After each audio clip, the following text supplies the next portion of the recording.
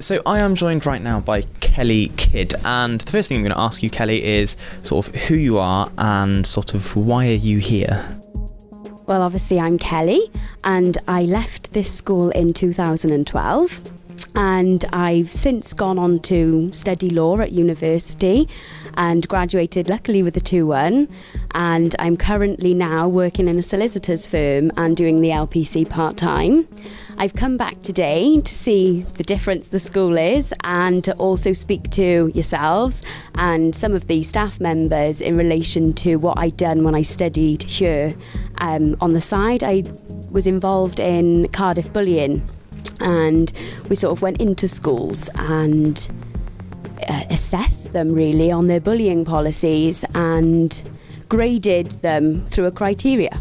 So I've come back today to speak about that. Has that sort of affected sort of what you do now in sort of outside of your study? Yes, yeah, of course. I mean, when I started that, I was in year 9. So I would have been about 14, 15. I'm now 22, nearly 23, and the difference that it made was extraordinary. I mean, I've become such a much better person. I've learnt so much throughout those years. After the bullying project, we then moved on to a different project, which was giving young people between the ages of 16 to 25 a voice. So we were based locally in Cardiff Centre, and we got together a group of people from across the city and started to embed, policies and help young people across the city with a range of problems that they had. I mean, we went to Birmingham and we created a project on funding, because the thing is, what happened was there's a lot of funding cuts, and we went up there and protested, and we were trying to keep the funding for these projects to keep going. So you said about young people having a voice. How important is it for sort of young people to sort of use the voice that they have, if that makes sense? So how important is it for young people to get involved with protesting and sort of making an impact on their own futures? Well, I think it's really important for myself, because if we're going to be the future, and it's going to be our voices that need to be heard for impact on our future to change. And if us, when we were running these projects, we put together a plan and had the skate park down the bay built. That was a group of young skaters who were passionate about skating. And we also run a homeless project. So we helped young homeless people across the city. And I mean, they're now in accommodation, they're now working. When they weren't, they were on the streets, living off nothing. So it's a massive difference for our voices to be heard. So how did you sort of get into sort of all of this stuff? Well, Miss Parry took myself and another young boy, he was a year younger than me, to an event held in Cardiff town centre, and it was the bullying awards being presented, and there was a piece of paper with names to sign up, and Miss Parry said, I think you should sign up for it. And I was like, no, I'm not. I don't feel comfortable to sign up for something like this. Even though I was quite outspoken, I was still, a bit nervous about doing something like it. And she sort of gave me that little push and said, well, go on, try it. Go once, see, if you like it. If you don't have to go again.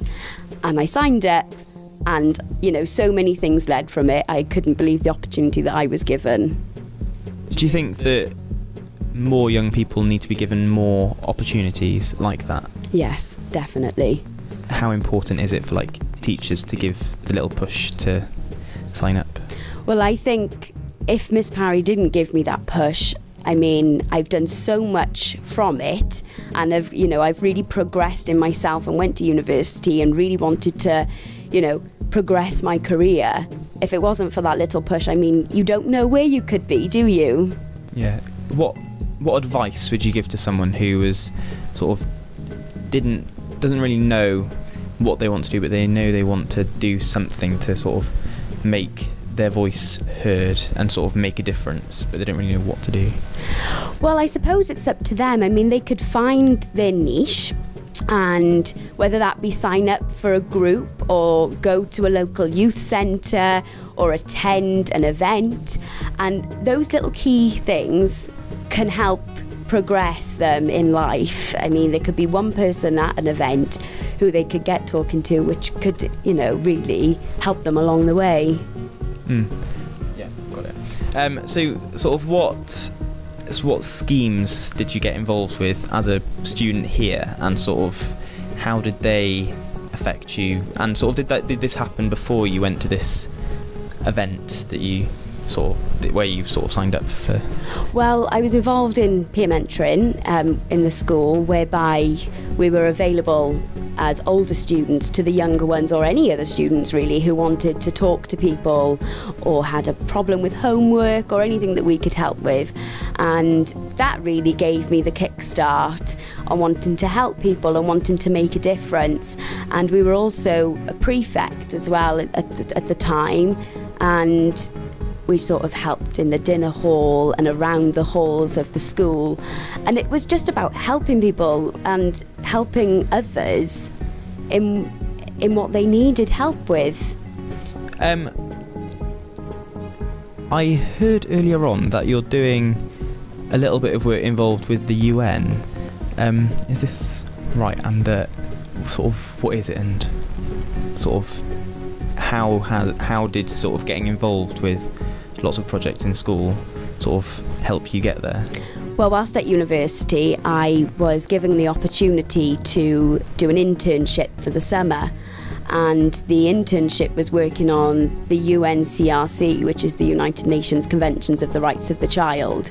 And through that, I met with a cohort of people who were working on children's rights, and I helped research into early years, and there wasn't much on it, so it took a lot of research and going around to different people, different places to try and find, because it was sort of between the ages of 0 to 5, and how we could engage and teach in those ages rights, and how you could do it through what means. And that was a really big project.